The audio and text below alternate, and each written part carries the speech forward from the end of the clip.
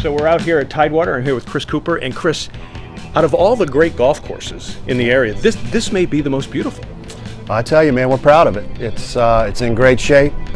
You come to Tidewater, as soon as you come through those gates, you know you're in for something special. Oh, a lot of people would think this is a private country club, but it's not. No, like I said, we're in a gated community, but we are considered high-end public. We are proud to serve not only the public, but all of these great golf packages, all these guys that come from all over the world, all over the country, really. And what we try to do here with regards to our service is we like to think of all of our guests, even though we're public, is we like to think you're a member for a day. When you come to Tidewater, we want you to get that private club feel, even though we are a public golf course.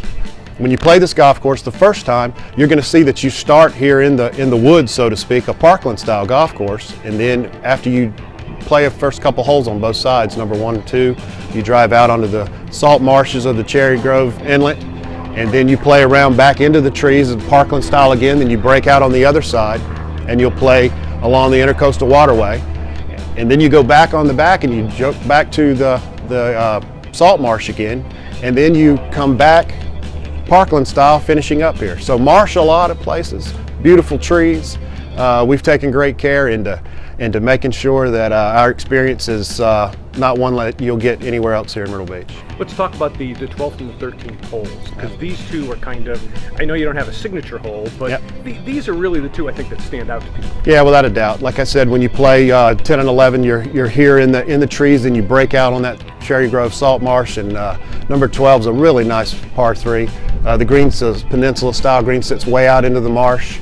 You can play it from as much as 200 yards all the way to 100 yards. The tee wraps all the way around, so just choose the correct tee. Number 13, beautiful par 5 along the salt marsh. View of the Atlantic Ocean right there behind the green. So to see those two holes, it's actually breathtaking. And when you ride out there, we have guys all the time. I say make sure you've got your cell phone ready, because that's going to be a camera moment out there.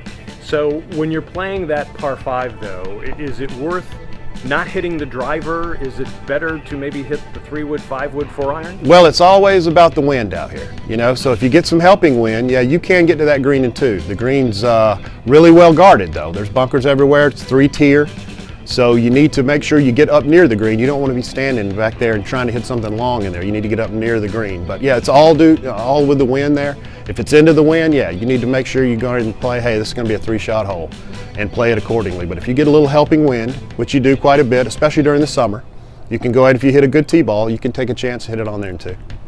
What I love about what you do here at the course is you preserved a lot of history, and especially the history of a couple of 100 years ago, and also the archaeological finds that you have here. Talk about that and how that would be interesting to folks who are playing here. Sure. When we built this golf course, when they came out here and actually did a lot of the moving of the land, they found a lot of neat stuff, arrowheads and different artifacts that were in the ground from, people that were here a long time before us. And we do display those here in the clubhouse. As you walk in, you can see along the walls here a lot of the neat stuff, and a lot of the things that they found were neat about them when they went in and looked and said, hey, what's this old pot from? Well, we've got the pot displayed here in the clubhouse, and you can read a little bit about it and find out a little bit about the pot and the people that put it there. So really, this used to be farm back in the 18th, 19th century. Farmland, yeah, farmland. It's, like I said, there's different areas, and our holes are actually named for the different things that we found on the thing. We have a place out here called Futch Site, one of our holes is called, and you can see it's an old settlement that when the ground was moved, you could see where someone had actually lived there. So if somebody would love to not only play here but stay here, how would they do that? Just contact your golf package provider. We deal with 75 golf package providers here in the Myrtle Beach area. And there's always tidewatergolf.com, which is our website. Chris, thank you so much. Hey, man, I appreciate Chris it very Cooper, much. Tidewater. Thanks very much.